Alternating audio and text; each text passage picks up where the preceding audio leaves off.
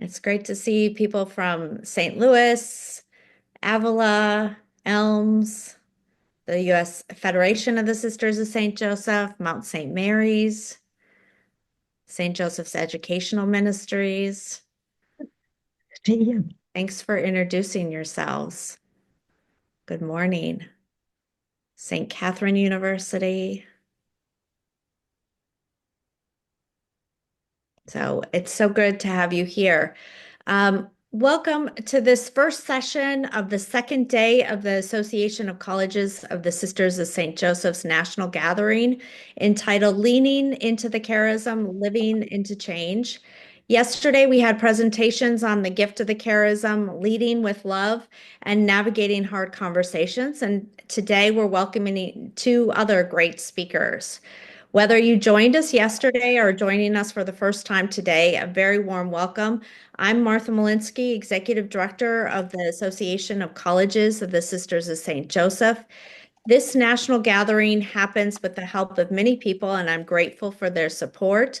Thank you to the generous sponsors for the national gathering, the Sisters of St. Joseph of Carondelet, St. Louis Province, St. Joseph's Educational Ministries, Sisters of St. Joseph of Carondelet, Albany Province, Sisters of St. Joseph of Springfield, and the U.S. Federation of the Sisters of St. Joseph.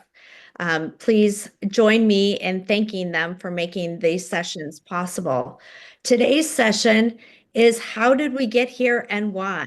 A History of the Sisters of St. Joseph, Their Work in Higher Education with Sister Mary McGlone. To introduce her and moderate the session, I'm pleased to welcome Adam Weihaupt, Vice President and Provost at Fontbonne University, who will be moderating today's session. Welcome, Adam. Hi, Martha. Thank you, and good morning to everyone here.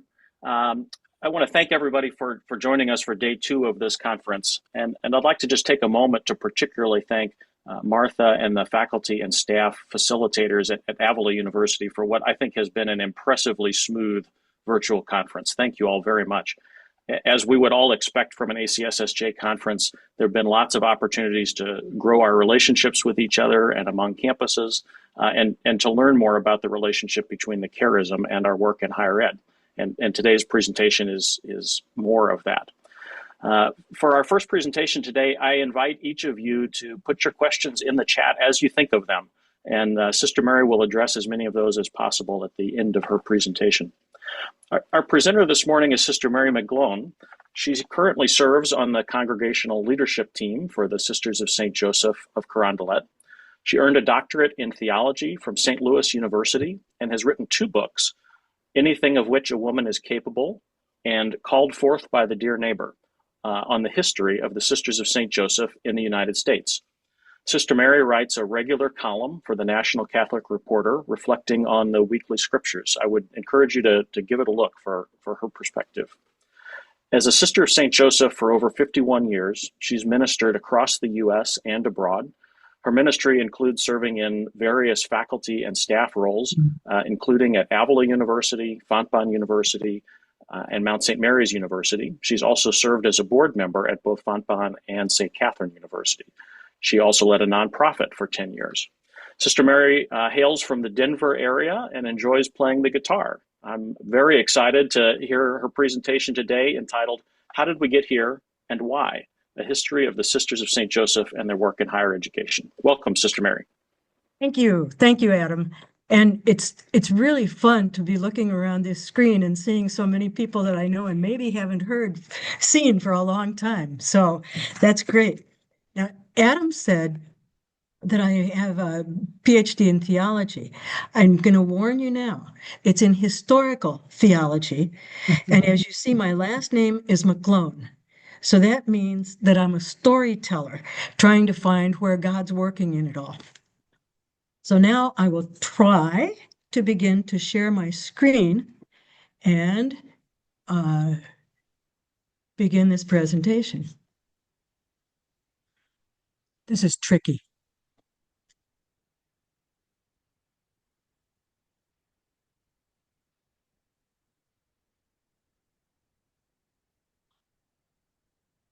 Okay. How did we get here and why? I think the why, in easiest terms, is because of the kind of thinking and commitment that characterizes the Sisters of St. Joseph, who were pioneers in promoting women. And when I say that, that includes the fact that we, to the best of my knowledge, are the first congregation of women religious to be apostolic, to not be stuck in the cloister. So we're pioneers. We want to get out there. Sister Mary, sorry to interrupt. Yes. We cannot see your screen share. Oh, excuse me. It's the green share button at the Yeah, I center. need to get back into the Zoom thing. I know. There you go.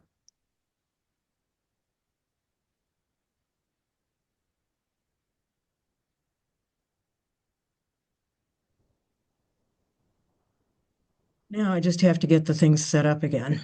Yep, Alt F5 and you're off to the races. All right. Thank you for letting me know that. I worked hard to get these slides up there. Another piece of how I talk about us is what Bishop Francis Patrick Kenrick of Philadelphia said when our sisters first went there in 1847. He said, they are ready for any good work. And that really is part of the history of the Sisters of St. Joseph. So many congregations who are apostolic were founded to teach or to do nursing or something else specific. And our mission or our ministry, according to the founder, is to do anything of which a woman is capable to serve the dear neighbor. So it's kind of open.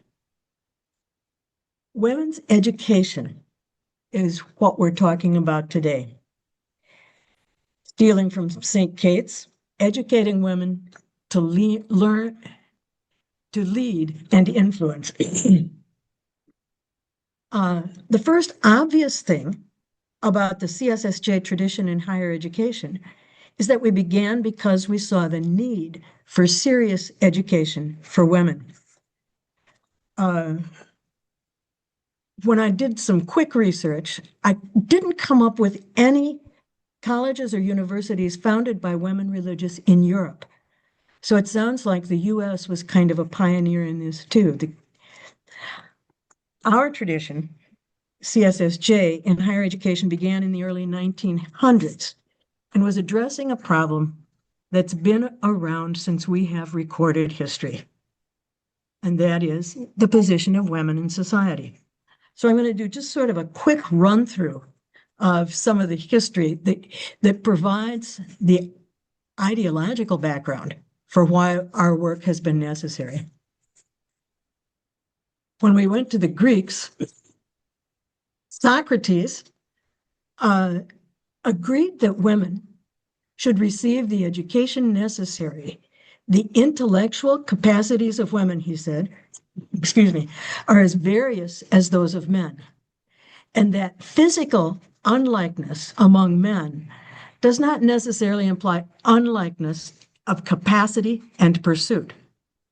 And so somebody said, well, in Greek times, the education included the gymnasium and training for war. So one of his debaters talked about the ridiculousness of seeing elderly naked women in the gymnasium. And he answered, no more ridiculous than seeing elderly naked men. When we come to Plato, he too was kind of pro-women.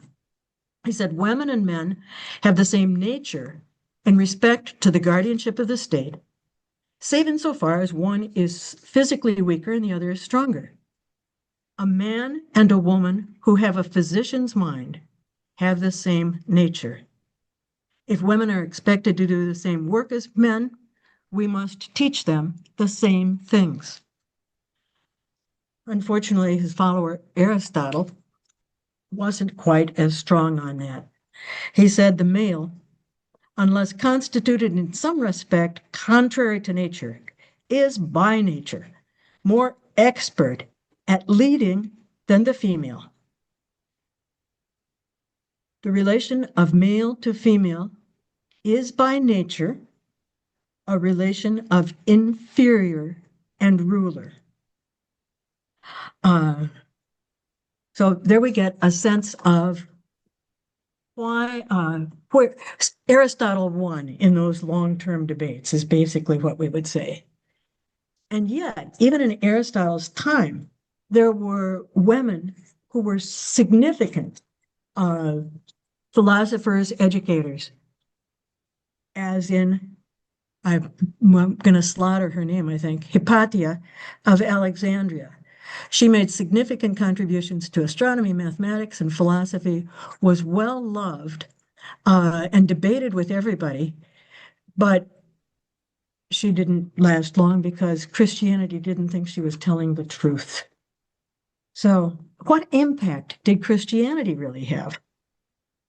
At the time of Jesus, women worked hard, up to 2 hours grinding grain, along with the rest of what it took to take a household fed, clothed, and nurtured. At the same time, although they were relegated to sidelines in the temple, women could be heads of synagogues. They participated in processions, they managed household finances, and they had the authority to name the children. Although skewed viewpoints have obscured it, Jesus can be shown to have treated women equally, regardless their gender. What we have to remember is that when Michelangelo produced his wonderful Last Supper, he wasn't working from a Polaroid. He had his own ideas that said women weren't there. And again, unfortunately, he and his fellow interpreters have won at least until the second quarter of the 21st century. At the same time, women, either self-taught or tutored by their sisters, learned, wrote, and exerted their influence on society. Pardon me. St. Catherine of Alexandria, whose statue is here, died in 305. She was known for rebuking the Emperor Maximus for his cruelty in the persecutions. Some things never stop. So he had her debate with 50 of his philosophers, and she won the debate, with several of the philosophers converting to Christianity because of the way she presented things. And they had the privilege of dying as martyrs with her. Then we get women from the East. St. Macrina, who was, this is St. Macrina the Elder. The whole family basically got canonized. But she was the one who taught her brothers, who became fathers of the church. And what she really was doing was saying they were wasting their time being lawyers. They should be theologians, and then they became priests and bishops and so on. We've got Hildegard of Bingen. And in this, I think we've got somebody who's recently beginning to be appreciated, but shows sort of the breadth of a woman's approach. She was a poet, a physician, a composer. Basically, although she died in 1197, she was a Renaissance woman, having a finger in everything, an eminent teacher of medicine. St. Catherine of Siena, who died in 1830, calling popes and leaders to do what they should do. Teresa of Avila, who I don't think I have to describe. And Sor Juana de la Cruz, a Mexican sister who was known for being one of the greatest intellectuals of her time. And if we want to go a little forward in history, we know we've got our own Elizabeth Johnson as a theologian, intellectual leader. Now, the European forerunners to our higher education began in Europe. The first was in 1088 in Bologna. And the University of Paris came in 1150. Now, in the United States, to the chagrin of the Anglophiles and their U.S. descendants, they have to admit that the first universities in America were founded by the Spaniards. The University of Santo Domingo in 1538, Michoacan 1 year later, and San Martin in Lima, 1551.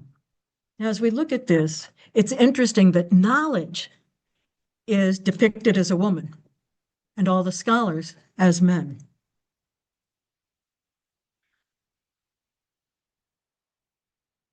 When we get to the United States, Harvard was, of course, the first university in 1636, 200 years before we ever came to the America. Then we had Georgetown, the first Catholic university, founded in 1789, Fordham about 50 years later, and Catholic U in 1887. During this time, there were great arguments and debates, but mostly against higher education for women. Some of the things that they explained were that professions would be detrimental to family life. Smartness is not becoming to women. All the way to the very ridiculous, sitting at studies would be harmful to women's reproductive organs. I learned that years ago from a colleague at Avila. And yet there were some men who spoke up. Bishops like John Lancaster Spalding, who was a founder of Catholic University, declared any supposed lack of feminine capacity for work beyond the domestic is a result of men's refusal to give them entrance into wider spheres of action. According to Spalding, the proper sphere of women is wherever they can live nobly and for useful work. The career open to ability applies to her not less than to a man. He believed that education should be open to all, accessible, and was a strong advocate for the education of women, workers, African Americans. In his writings, he emphasized that the role of the teacher was to encourage the development of heroic qualities in the students. Although he was very much in favor of things, women's education didn't start exactly immediately. The first college that we know of that admitted women was Oberlin.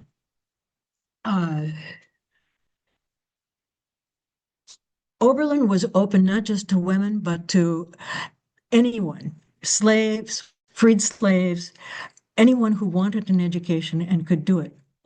One of their famous students was Edmonia Lewis, who attended Oberlin between 1859 and 62.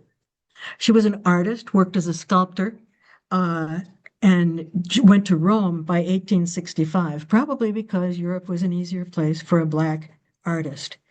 She is known today especially for her works on themes of African Americans and slavery. This one is called Freedom, and you see the freed slave there with a friend.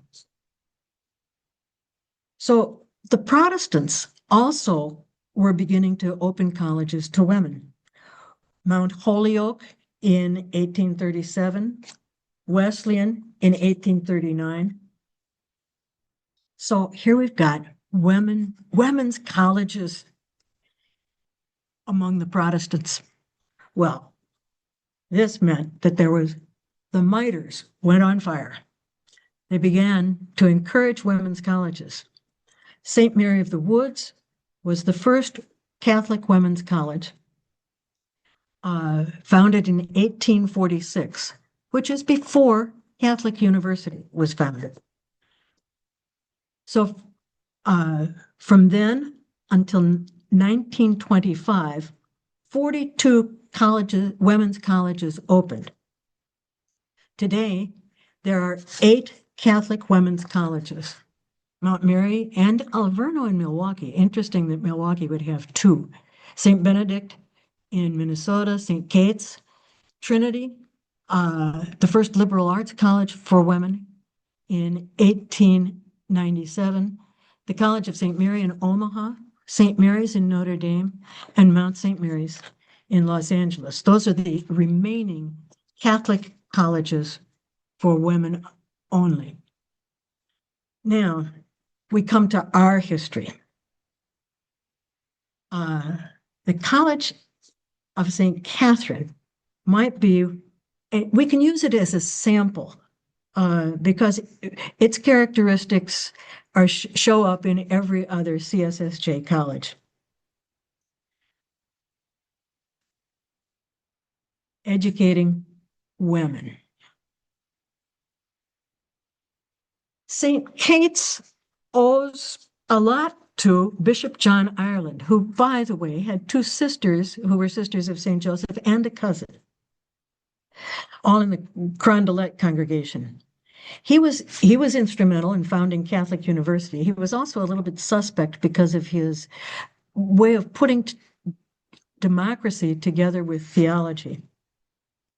He also was part of founding the University of St. Thomas and St. Kate's in St. Paul. Because of his talk about education for women and democracy in Catholic thinking, he became suspect in the church.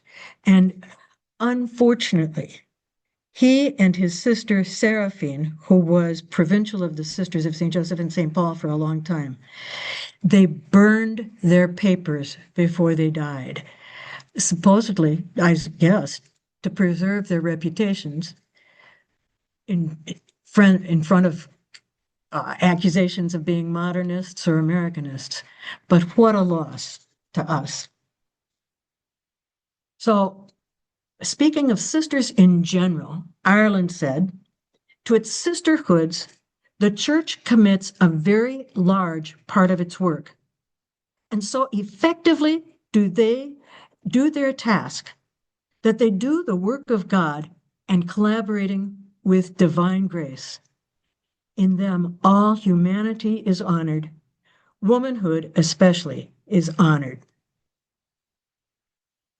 Long before social custom or civil law authorized or permitted independence of action among women, the church had actually given its sisterhoods, he says, the rights and privileges of self-government and commissioned them to plan and execute vast schemes of philanthropy initiated by their own wisdom and force of character. He said, I am a firm believer in the education of women. I covet for the daughters of the people the opportunities of receiving under the protecting hand of religion the fullest intellectual equipment of which woman is capable. Interestingly, he congratulated the Sisters of St. Joseph in St. Paul, his family, for their promise to soon endow the Northwest with a college for the higher education of young women. And he said, I take pleasure in pointing to this college as the chief contribution of their community to religion during the half century to come. And it seems that the sisters in St. Paul still feel that way about St. Kate's. The college was approved and was the first to be given Phi Beta Beta, who counted they admitted a $3.6 million endowment, and $3 million of that was the contributed service of the sisters. Sister Antonia McHugh, who was the dean of the college, had, like so many other sisters, worked on her bachelor's degree until she was 36 years old. That convinced her that sisters on the faculty should complete their doctorates by the time they were 35. She looked to the novitiate classes and kind of pulled out the ones she thought would be great on her faculty. Her phrases, her known for saying things like, fill your mind with great things, and there will be no room for trivialities or mediocrity. Again, this college is unwilling to educate mere bridge players or mere bookworms, both of whom may be spendthrifts of their educational inheritance.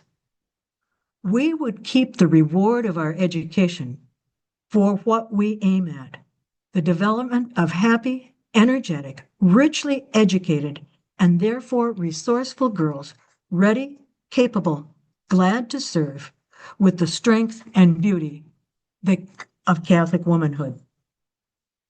So our mission in education is a shared mission. Every other story is a variation on what I've just talked about in St. Catherine's founding. And here we see the founding of all of the colleges that have been in the CSSJ tradition. We were founded to be among women religious, addressing a crying need in the church and society, the preparation of women to lead and influence in every dimension of religious and social life. As time went on, the majority of our institutions became coeducational. And of course, our obstacles in surviving in that were a bit greater than what happened to a lot of the men's colleges. At the same time, we began to address new needs in the light of our charism, the charism to serve the dear neighbor without distinction, to further the bonds of unity of neighbor with neighbor and neighbor with God. Our institutions began to be homes for students, male and female, who were first generation in their families to receive a college education. At times, coming from families whose members had not completed grade school or high school. So, what's a CSSJ education? What value do we demonstrate in our curriculum and our student services? In 1995, there was a study of CSSJ institutions of higher education saying they were characterized by 5 characteristics. 5. First, hospitality. And that in part is that openness to anyone, and especially that reaching out to those who had the least chance at higher education. It started with women and now has turned into people with little economic background means, immigrants, international students. A second characteristic of the CSSJ education is concern for all without distinction. I think of that in some of the places I've seen, Avila for one, with so many students who come from other countries, international students, whose traditions, whose religious affinities are respected, who want to get an education, and we want to bring them into the influence of our tradition, not try to convert them to something that we are. Also, addressing the needs of the times, starting with the education of women who couldn't get education, and now to so many others for whom education may be out of reach. Excellence, striving for excellence in all endeavors.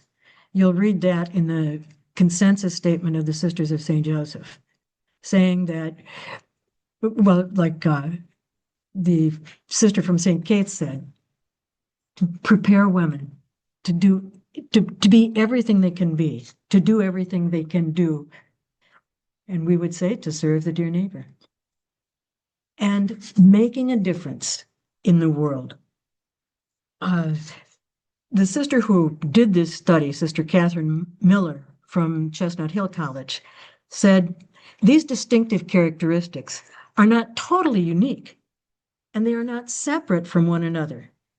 What characterizes the CSSJ tradition is their integration, that the true mission and spirit of the Sisters of St. Joseph are found in them. So it's not unique, but it's the combination.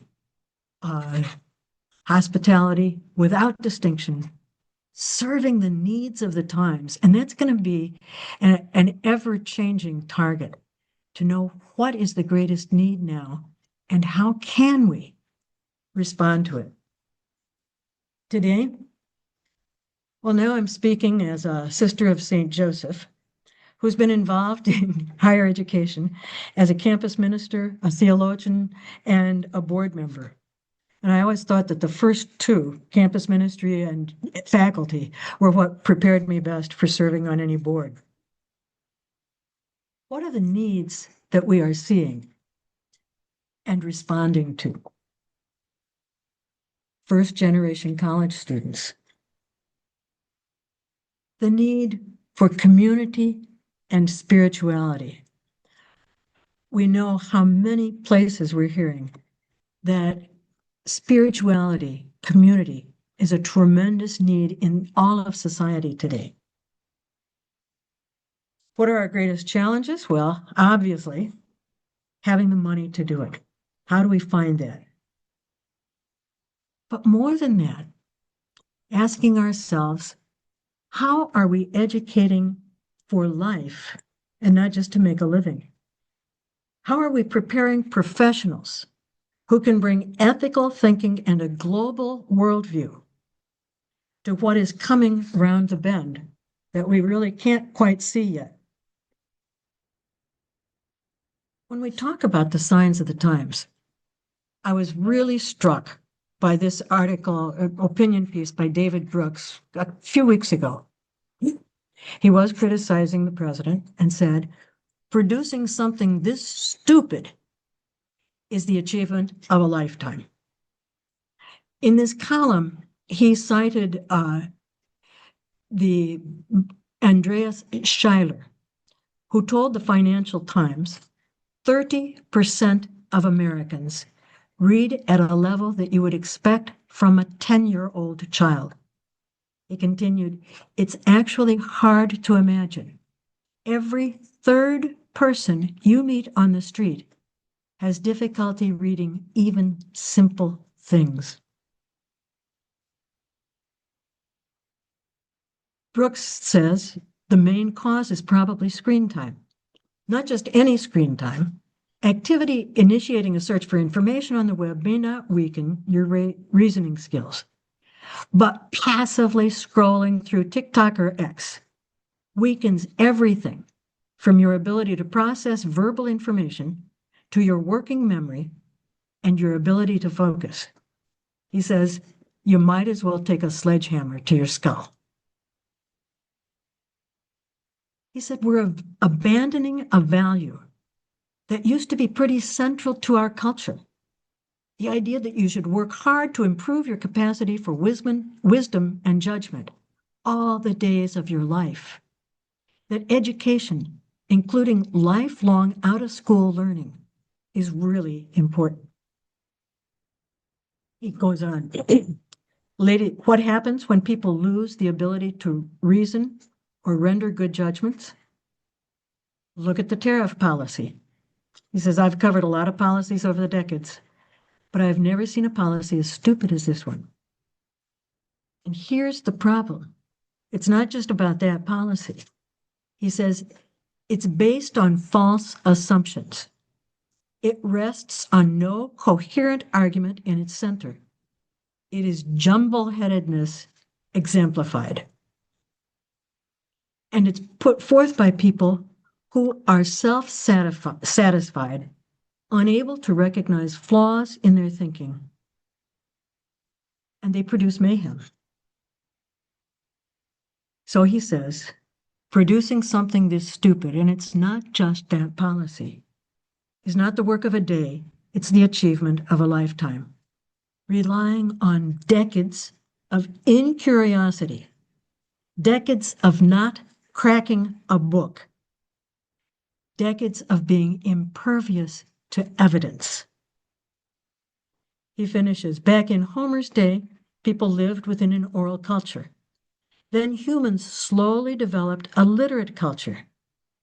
Now we seem to be moving to a screen culture. He finishes, civilization was fun while it lasted. So what do we have to offer? The Catholic intellectual tradition. And we look at these characteristic integration of faith and reason. It took a long while for the Catholic Church to get there, to allow reason, science, into the things of faith. But the Catholic intellectual tradition has found the way to be in tandem, in complementary to the scientific. Commitment to service. And I think we've all seen that grow an awful lot in the past decade or two, that we are teaching our students that what you have been given is to give away. Respect for cumulative wisdom. Getting beyond the idea that we just invented this today and it's the best. I remember I had a professor from Ireland when I was studying at the University of San Francisco. And somebody asked a question in class, and he went off. You Americans. One day I walk down the street and there's a library. The next week I walk down that street and it's a filling station. You change things all the time. When I walk down the street in Ireland or Europe, I see things that have been there for thousands of years. You think everything's starting 1 minute from now, and we recognize all that the past has brought us. Another, I think, really key thing that the Catholic intellectual tradition brings us is openness to mystery. Recognizing that the scientific method is not the only path to truth. The ability to be just overwhelmed with wonder at the beauty of a cell, at the beauty of a sunrise, at the beauty of shared religious tradition, reverence for human dignity, and that's going back to our without distinction, and dynamic engagement with the world. We've got to bring everything we have and are to what the world needs. So, how do we keep this alive when so many of our students are on this treadmill? Latest new thing, your new image, must-haves, upgrade, what everybody else has got, a better version. And the emergency stop is a little bit out of reach.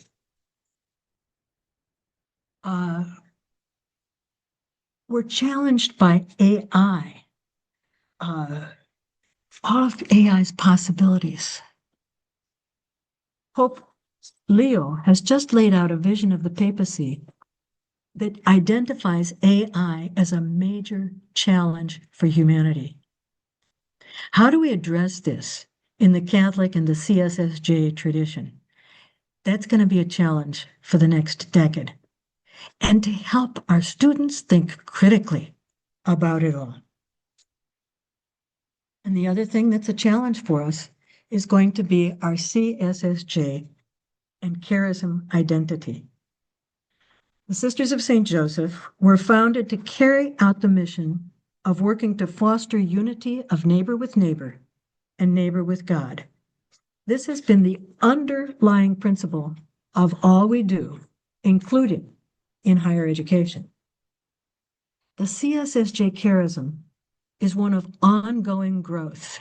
The very first line of our consensus statement is the Sister of St. Joseph moves always toward. We're never finished. It's never all done. So moving forth, ongoing in strengthening the union of neighbor with neighbor and neighbor with God. So in what we've done here, we've looked at the struggles for education and overcoming margination in all its forms.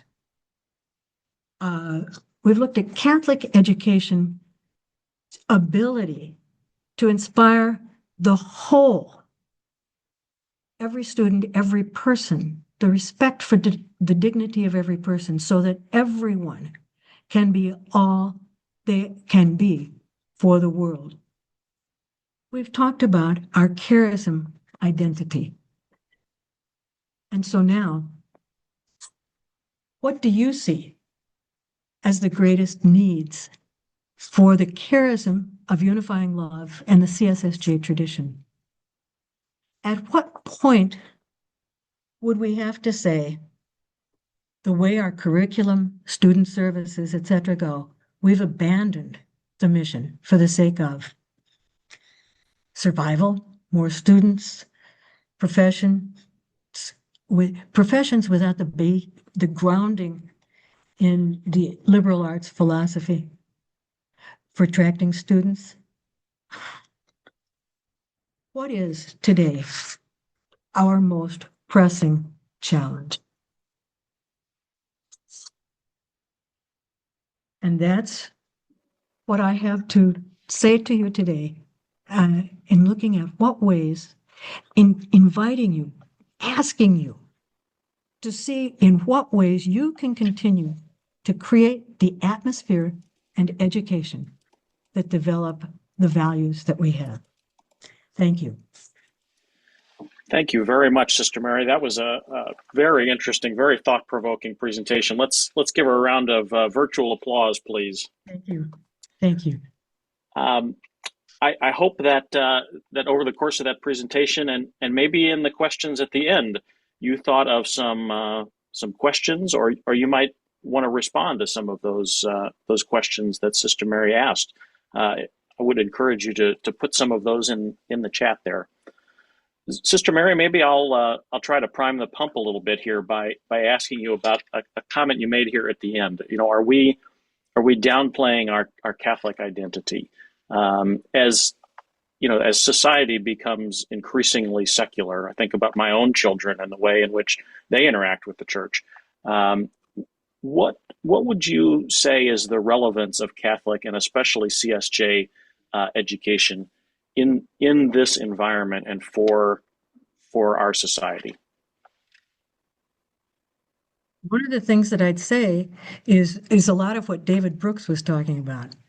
The need, the ability to think critically and combine the wisdom of the ages, the sense of God with the hard sciences that we have, recognizing that the empirical method is not the only path to truth. You know, part of the Catholic tradition is a sacramental view of the world, to see not only how all of these cells are working, but also the wonder of it, the absolute wonder of it, and the realization that everything is connected, that everything we say and do has an effect on everything else. Yeah, thank you. Question, but I got off on something. No, thank you.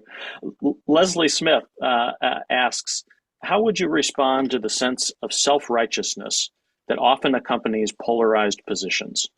She writes, I spend a lot of time thinking about how to discuss healthy and wise humility with my students, and I would love to hear your thoughts. Read me the first part again, please. How would you respond to the sense of self-righteousness that often accompanies polarized positions? My opinion is that a lot of the self-righteousness comes from a poor self-concept. I am so uncertain, I am so weak in my conviction that I can't allow anything to question it. So that goes back to the healthy debate, the asking why you think that, and can you see this other kind of point of view?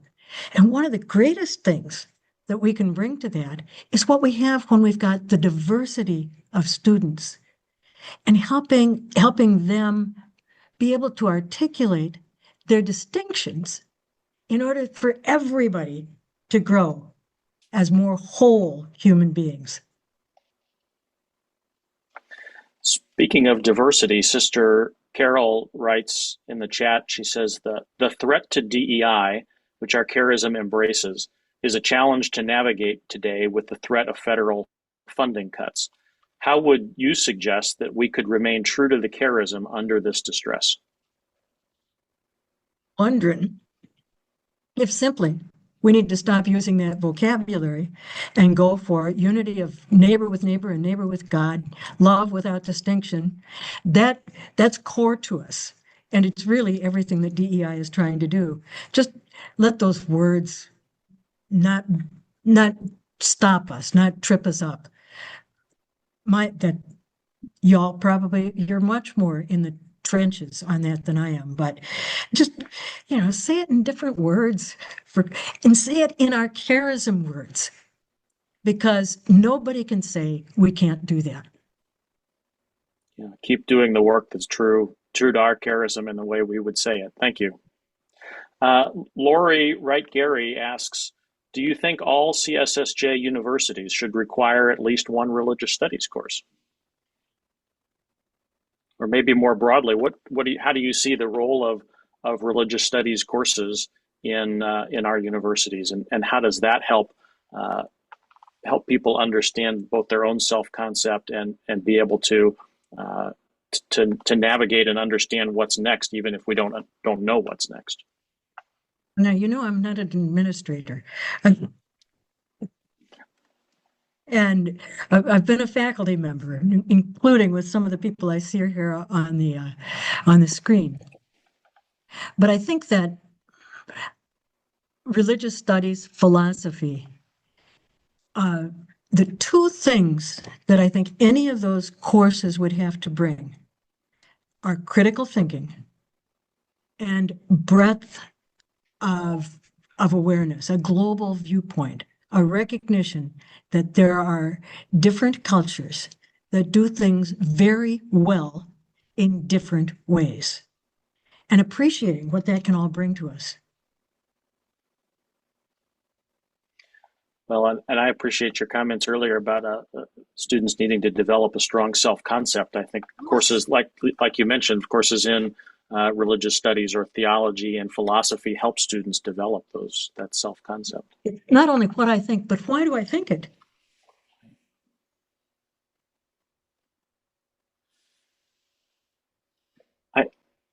I have heard the Sisters of St. Joseph described before as being brave and bold. I've also had Sisters of St. Joseph argue with me that that's not necessarily true. So there's certainly a diversity of opinion there. Higher ed, on the other hand, I think is often described as slow or resistant to change or risk averse.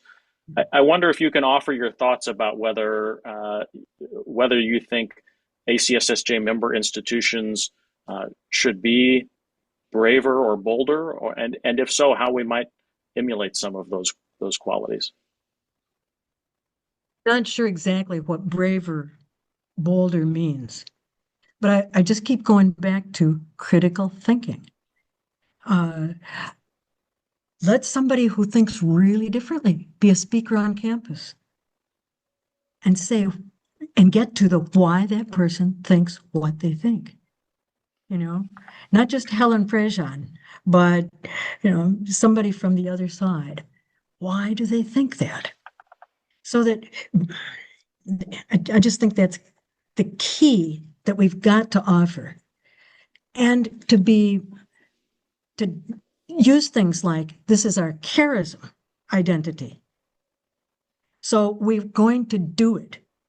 It's not DEI, it's our charism. And we will not be true to ourselves if we don't do this. So that's the bold thing. And another piece of the boldness, I think, is creativity. How to think about this a little differently, those, Ireland and Spalding and the women they worked with. I mean, they wouldn't have thought that if they hadn't been around strong women.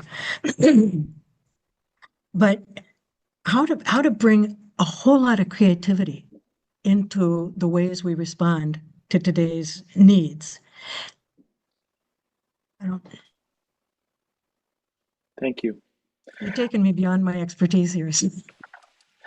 We have time for a few more questions if participants want to put those in the chat. There were some other comments earlier. Joy Brathwaite from Mount St. Mary's commented that she really appreciated your comments on cumulative wisdom.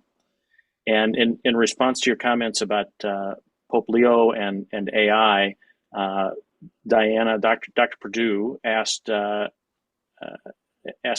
comment about